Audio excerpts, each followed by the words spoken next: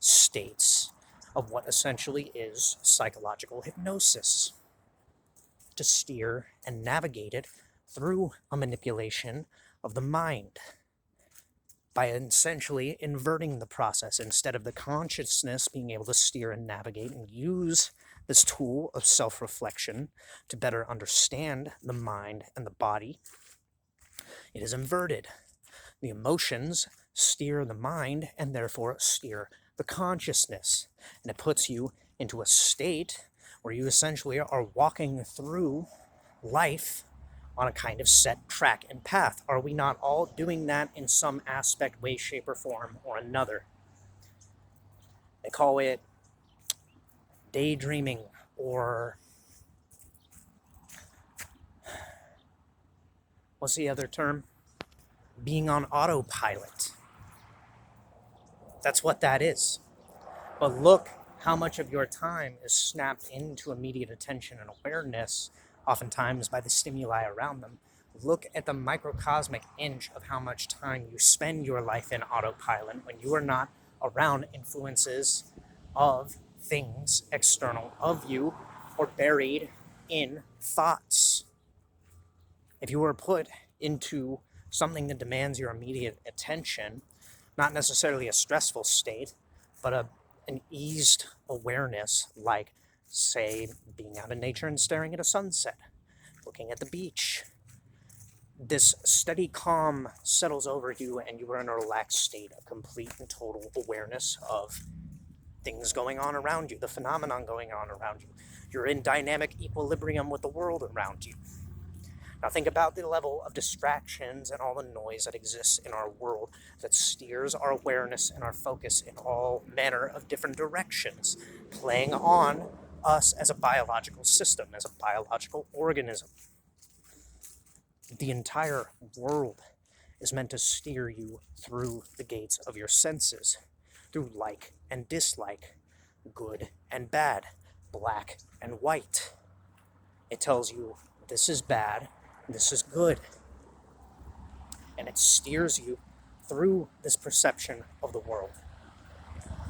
It teaches you what is good and what is bad through what aspects. What do you deem bad? Let's delve into things that you associate and affiliate with bad. Stripped of all ideas, what do we honestly believe to be bad? Things that make us afraid, things that bring us pain, things that bring us sorrow, sometimes things that put us in a state of discomfort. All of these things, however, are a byproduct of being a living biological organism. They exist regardless of what you do in life to try and overcome them, because they are survival mechanisms and instincts.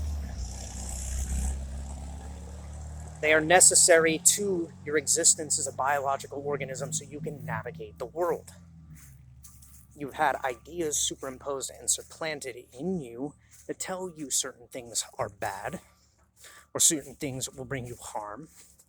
And this has been preyed and played upon to basically set parameters of laws and codes of constructed ideas within you that get you to stay in a kind of stabilized paralysis throughout life and adapt to the world through essentially a path that really demands going with a status quo, being directed and guided through life to follow what essentially is taught to you to be a path of least resistance. But within this reality, the path of least resistance is wherever your instincts kind of guide you towards, in whatever level of progression and level of ability that you have to be adaptable.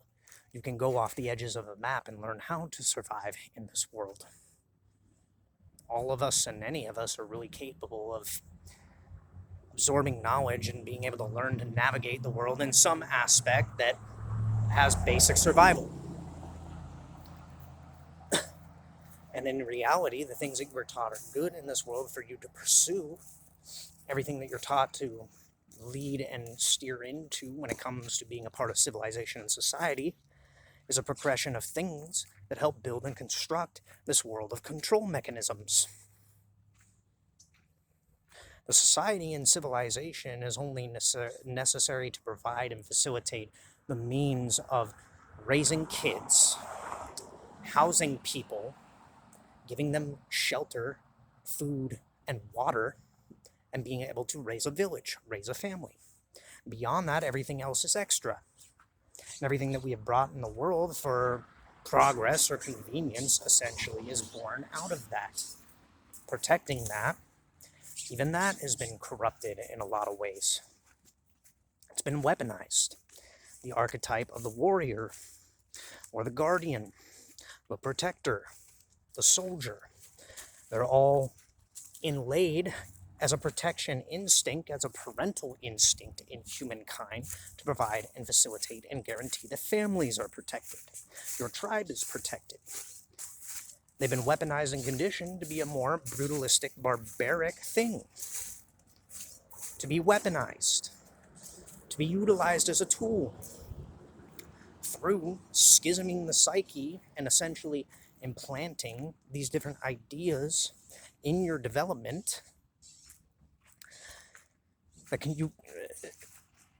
it's all warping and distorting your perceptions of the world to get you to act upon a will and an accord that is an externalization of you, your instincts, your understanding of yourself.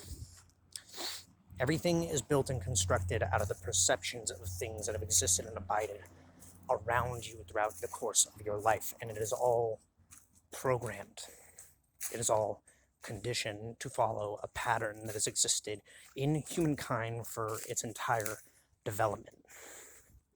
In order to see through it, you have to step outside of it. In order to step outside of it, you basically have to go through periods and portions of your life separating from all this and dropping everything that you knew and understand. Learning it is half the battle. That's where I stand. I learned about all this through researching this world because I needed to know what the fuck I was living in. Why I was going through so much hard shit that I just felt was utterly and totally wrong. We're all biologically programmed and hardwired to follow a code, a set of inlaid coding. It essentially could be seen as, spell crafting or psychological manipulation. All these different things and all these different labels basically chalk up to the same thing. It is re-hardwiring and reconstructing and reconfiguring your survival instincts and the gates of the senses to invert and control the body over the mind and the conscious mechanisms that are meant to steer it from within externally. We are not supposed to be controlled by the external world and built from within, constructed from within, without a level and degree of being taught how our mechanisms of what we are and work and operate. That knowledge has intentionally been suppressed and subverted on this planet, generation after generation after generation, intentionally distorted and controlled and manipulated to facilitate the production of everything that you see around you in civilizations and the civilizations previous to us. It will be used to build the civilizations that exist long after we're gone, if humanity is here. The entirety of humanity for a prolonged period of time has been trained and conditioned by the lower nature, the more animalistic nature, the survival instincts. And over time, that has trained and conditioned us into this kind of confined bubble or box of influences. Our entire civilization is essentially a box that keeps things from growing. So that inversion causes a deconstruction and a de-evolution and maladaptations within human behavior and human pathology. This species itself, you could look at concepts like things and the ideas of what is propagated as original sin or karma, things like that. They're all translating and communicating this basic principle. You have and exist in a species that is riddled with hardwiring and mechanisms and adaptations that go essentially against its own nature and steer and direct it more towards a biologically maladapted animalistic nature, pulling and dragging you into matter, disconnecting you from spirit. Spirit, the breath, consciousness, awareness, these concepts, these esoteric symbols and ideas, pneuma, which is just another word for the breath or spirit, that's a direct pointing to, same thing with light, the light of awareness, the light of consciousness, all these symbols, the Trinity. They are symbols for how the body works and operates and is meant to work and operate and function. The ironic thing, a human being is basically, when stripped of all these influences and it overcomes and progresses and develops out of this lower nature, a human being is kind of more or less like a, a laxed great ape. Think of like an orangutan. It's capable of the capacity for this survival, but it's mostly a passive, just leisurely animal that lives in a kind of symbiotic way off of nature. We exist in a way that's kind of like a tree. Our entire life is just supposed to be easygoing, breathing through it, living alongside nature in a simplistic way. What trained and conditioned our survival instincts and the mechanisms that essentially are corrupted and used against us to root us in this fiasco? Think about all the things going on in the world right now and what they're targeted at. It's targeted at steering the minds and controlling children. Yes, that has always been the game on planet Earth. It's this complex of vanity and avarice and greed, which essentially are born out of dominance, the need to control, and the need to preserve and have control and authority over certain traits and attributes that evoke in the human body, in the animal body, these emotional and psychological states that are about being in control over the external environment. The entire world and how it is constructed is about controlling the external environment, being a master of matter, which is ironic because nature is what steers us. Nature is what is supposed to steer us, and we're purposefully and intentionally trying to detach the species from living symbiotic with nature to steer it into a controlled frame of mind, a controllable frame of influences that predate off us, that feed us into this lower nature.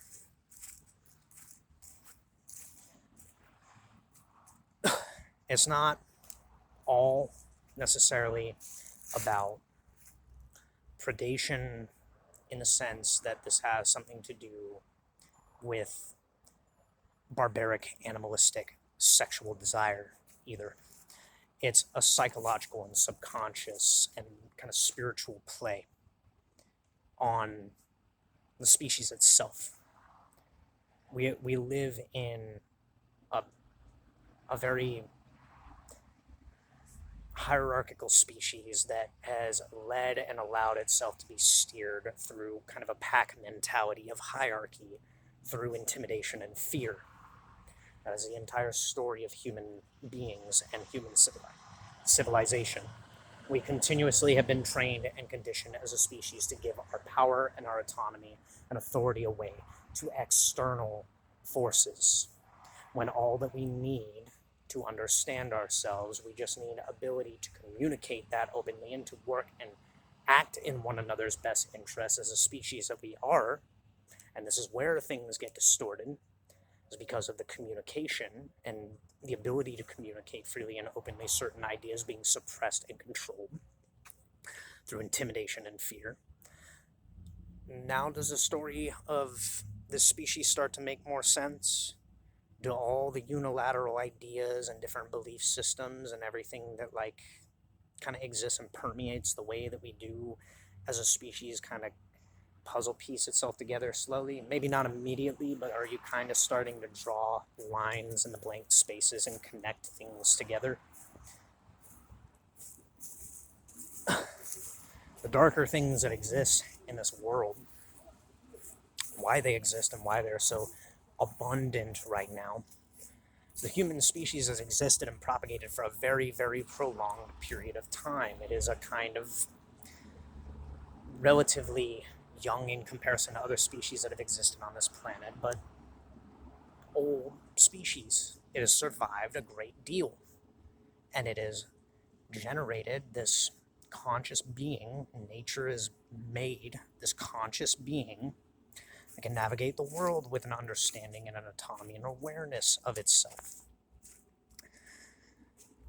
There is nature playing and trying to symbiotically balance itself through what we are, through our ability to communicate through these images and these ideas and these aspects. Our core fundamental nature and what we're always trying to get at in communicating and teaching these things is consciousness. Our consciousness, the center, the core, that compassionate state that can experience and witness all the things that exist in this world and see them for what they are and still act in a way that is mutually beneficial to one another. And there has been an attempt to subvert and subjugate and basically steer and pilot us away from that ability to connect to one another in that way and in that aspect by controlling and subverting communication and information. We all know, inlaid in us naturally, we have this desire to be connected and have community with one another in a way that is conducive to our overall benefit as a species. We've always had this kind of mindset. We're scatterbrained in our ideas because our species has reached this point in time where it has developed so much working against itself for the preservations of a certain idealistic state of being, this idealistic state of perfection, which is born of vanity and greed and pride and a lack of hubris and the inability to see that when all these things in totality compound, they essentially are just a pure manifestation of a animalistic, dominant, fucking hierarchical, tyrannical kind of way of being. The I'd, the idea of the I'd, the subconscious aspect that plays with this ego and the superego, it's often been symbolically referred to as a dragon. It is connected to the idea of the reptilian brain, the brain stem. It is that voice in you that gets you to doubt, that says spiteful, hateful things. It's that core part of the brain that holds on to certain mechanisms that communicated the ideas of fear, the need to survive, pain, emotional and psychological turmoil, things like that. And also the mechanisms that basically were built and inlaid to survive that kind of traumatic experience of going through things at a susceptible early age. But it repeats and comes through this kind of subjective memory of malevolent forces acting. It's the voice in the mind that says cruel things. Communicating with that voice from your own perspective. This is a weird thing about our psychology. Sitting and doing things like observing that voice, witnessing that voice, and passively thinking and kind of experiencing the internal mechanisms of the mind. The memories that might come up, iconography of symbolism that might come up, exploring that and actively communicating with it changes and dissolves the level of power that that has upon you. It can be steered and essentially stripped of that power. This is like things like meditation, things like prayer. For whatever reason, our ability to communicate is not just an external force, it is a psychological force, a spiritual force that is within us. We have the capacity and the ability to deconstruct and dissolve and communicate a better way to not necessarily combat, but to dissolve these kind of internal forces, this internal conflict, this internal spiritual force within us. We can deconstruct and reconfigure it.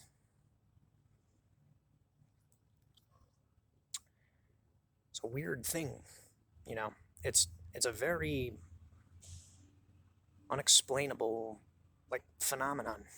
It's an interlinking, interlocking thing. You can call it magic in a lot of ways. Um,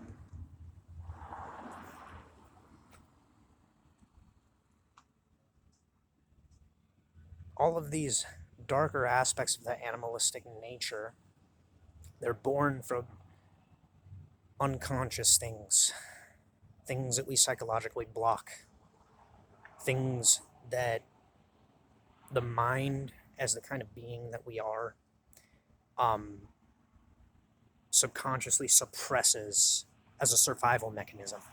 They come bubbling back to the surface throughout our growth and development and shape and mold different aspects and portions of our character and characteristics about us. But they are a part of us.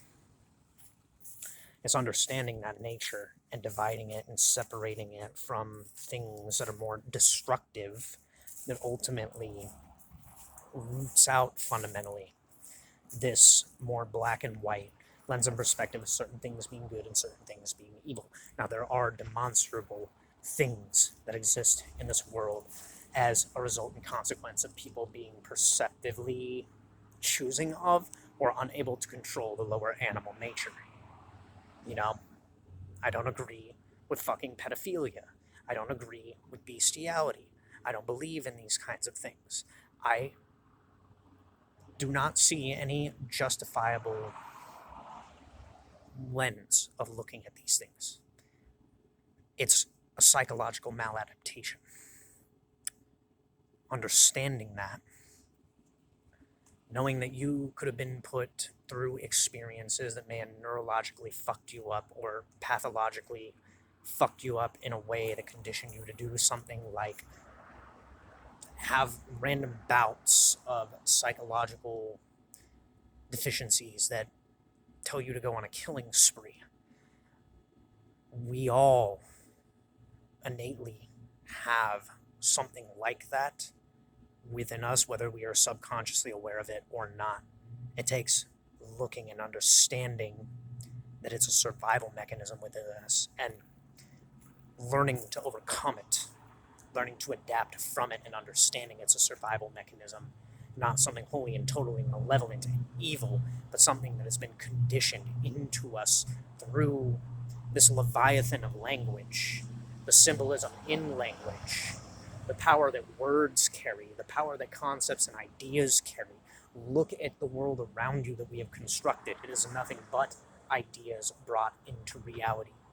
All of these started as imaginary concepts. It should make you understand the power of communication, symbolism, ideas, and the play of why this world is, in a lot of ways, dualistic. Why there is such a malevolence in this world that exists that is so rampant right now and bubbling to the surface. We live in a time period that suppresses and controls and stagnates our growth and development and causes psychological maladaptation in a lot of ways. This world, more than ever, now especially, even with all the bullshit going on in it, you need to get out from under the influences of things that bring this kind of traumatic influence into your mind. After a while, you can adapt and overcome the way that they influence you, but it takes understanding them. It does require a level of striving and a level of learning, about certain aspects and characteristics about human history and what it means to be human. It's a fascinating thing and phenomenon, regardless. It's something worth taking the journey of learning and understanding. Or you can go hermit mode and detach from everything, or attempt to detach from everything, and meditate for prolonged periods of time. That probably will bring a lot more questions and answers to you. I did that for a while, and I definitely got more questions and answers. But it took two halves in order to make a complete full picture.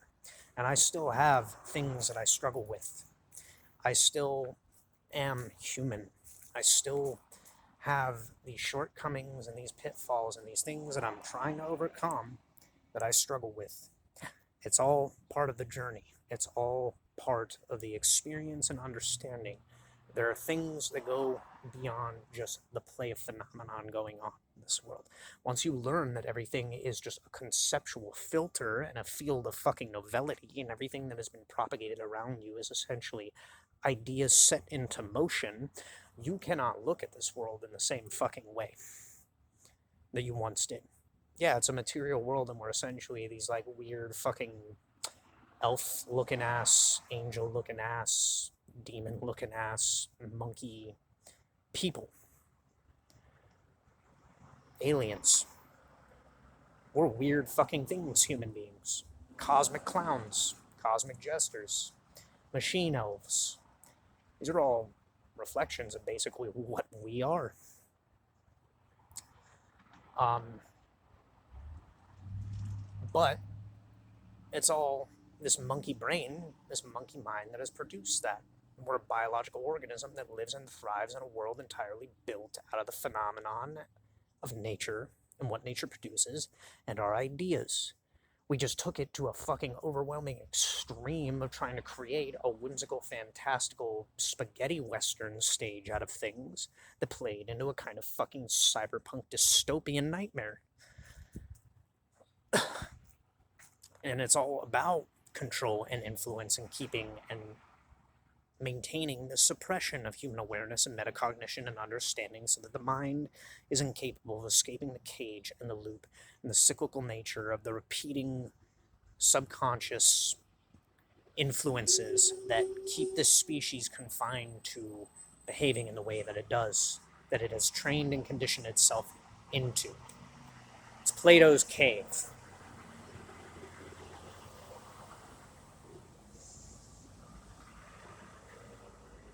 Better known in the modern day and era by a more widely known name, the Matrix. The Matrix is not external of you necessarily, it's internal. It's your entire cognitive relation to the world that grew you.